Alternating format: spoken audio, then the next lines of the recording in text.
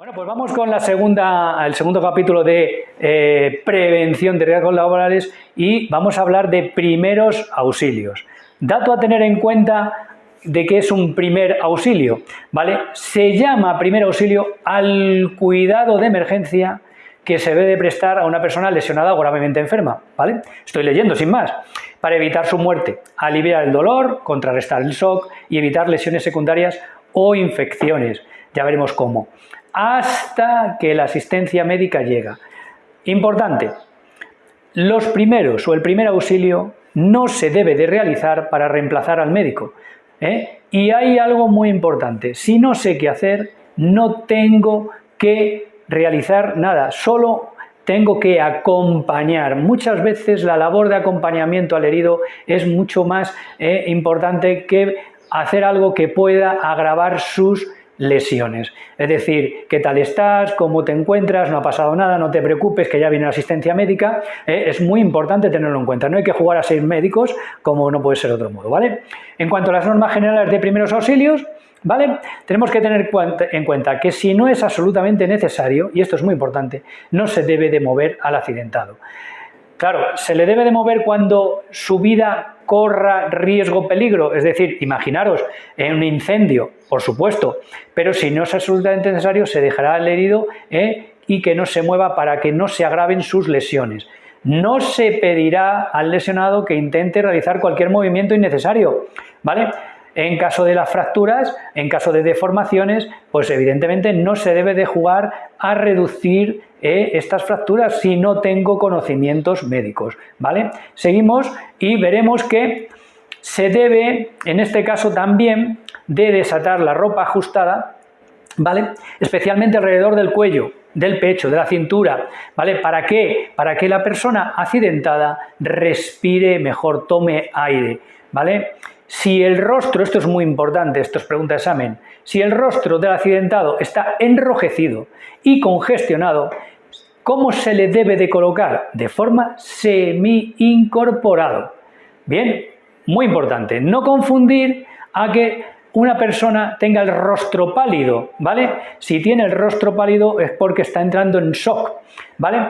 ¿Qué ocurre cuando una persona entra en shock? Es que no le va a llegar suficientemente la sangre y el oxígeno al cerebro. Por consiguiente, tenemos que, fijaros, poner, en este caso, la cabeza al mismo nivel del cuerpo, sin almohada alguna y elevando ligeramente las extremidades inferiores, las piernas. ¿Para qué? Para que el riego sanguíneo le llegue a la cabeza. Muy importante. Más cosas. Si el herido vomita, se pondrá la cabeza de lado. ¿Para qué? Para que expulse el propio vómito y no se ahogue con sus propios vómitos, ¿vale? De tal forma, evidentemente, que evitemos, en este caso, un ahogamiento de la persona, ¿vale? Más, se le extraerá de la boca cualquier objeto que pueda, por decirlo de algún modo, obstruir las vías aéreas, y luego también si el herido tiene la lengua echada hacia atrás, es decir, se le deberá de extraer esta lengua, se recogerá la punta de la lengua y se hará tracción mediante la imposición de algún tejido, pañuelo, etcétera, para que no resbale y que no tapone la lengua las vías aéreas. Si el herido está consciente, se le debe de colocar en posición de defensa, en posición de seguridad, la posición de decúbito, en este caso lateral estable, ¿vale? Bien, pasamos y veremos, en este caso, que también tenemos que tener en cuenta que si en ningún caso se debe de intentar dar de beber, esto es muy importante, agua a una persona que está sin sentido. Si el herido está consciente y no tiene herida abdominal, que es muy importante, y no tiene herida abdominal, se le dará agua, quédese, pero a pequeños sorbos, ¿vale? La persona lesionada gravemente deberá de quedar en posición horizontal y cubierta con mantas, ¿Por qué? Muy sencillo, para que no pierda su temperatura corporal.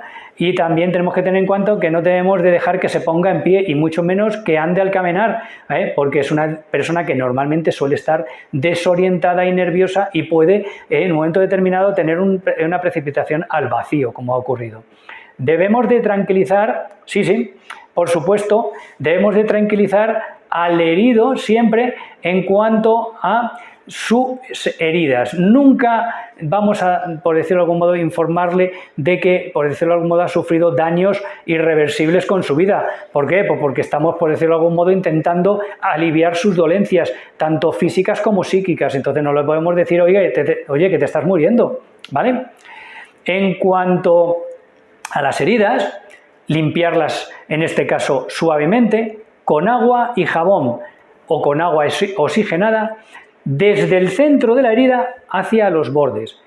Utilizar gasas estériles, pero nunca algodón, porque el algodón lo que va a hacer es quedarse impregnado en la herida y eso es un foco a continuación, a posteriori, de infección.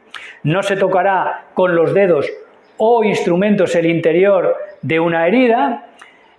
Desinfectar la herida con desinfectante previamente vertido en una gasa, ¿vale? Muy importante. Cubrir toda la lesión con gasa, en este caso una gasa estéril, o en este caso sujetar con una venda o un esparadrapo, ¿vale? Se cubrirán todas las heridas con vendajes compresivos o con gasas, vuelvo a repetirlo, estériles, o en su defecto con cualquier paño que esté limpio.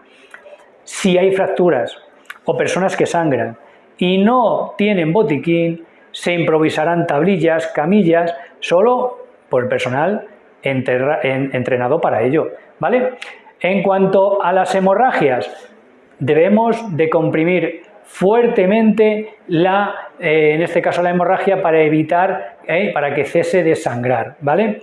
Si prosigue sangrando, aplicaremos varias compresas de gasa y en este caso se le deberá de seguir presionando hasta que, en este caso, este vendaje que tiene que ser compresivo, haga que la hemorragia cese. Lo que no hablamos ni hablaremos del torniquete porque es algo que no debemos de realizar, entre otras cosas porque no somos personas que sepamos realizarlo o que se entiende que debamos de saber hacerlo, ¿vale?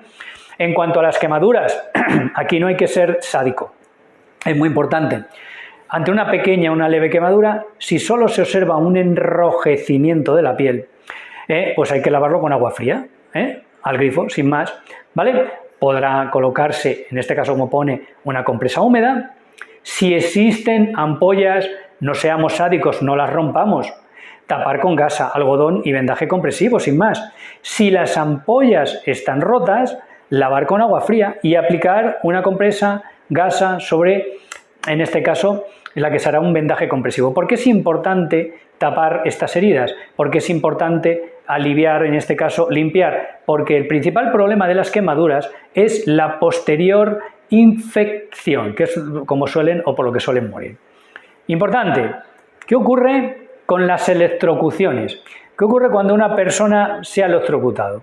Para socorrer se debe de desenganchar a una persona, como pone aquí, electrificada, ¿vale? Pero, ¿cómo? Fijaros, antes de hacerlo debemos de cortar inmediatamente la corriente, no la toque. ¿Por qué? Porque entonces nosotros pasaremos a ser otra persona que se electrocute.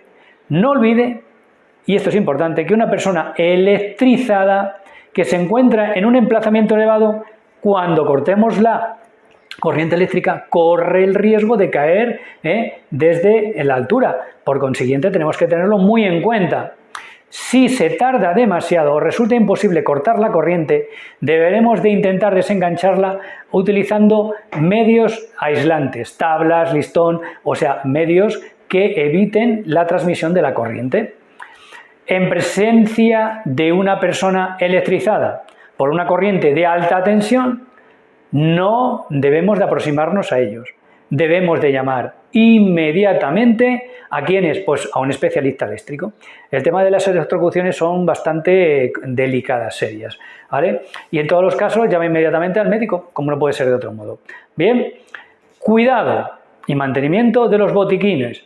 ¿Cómo tenemos que mantener nuestro botiquín? Cerrado. Claro, ¿eso quiere decir que tenga que estar cerrado pero no accesible? No. Oye, un botiquín si no es accesible, pues no cumple su objeto, que es utilizarlo cuando sea necesario.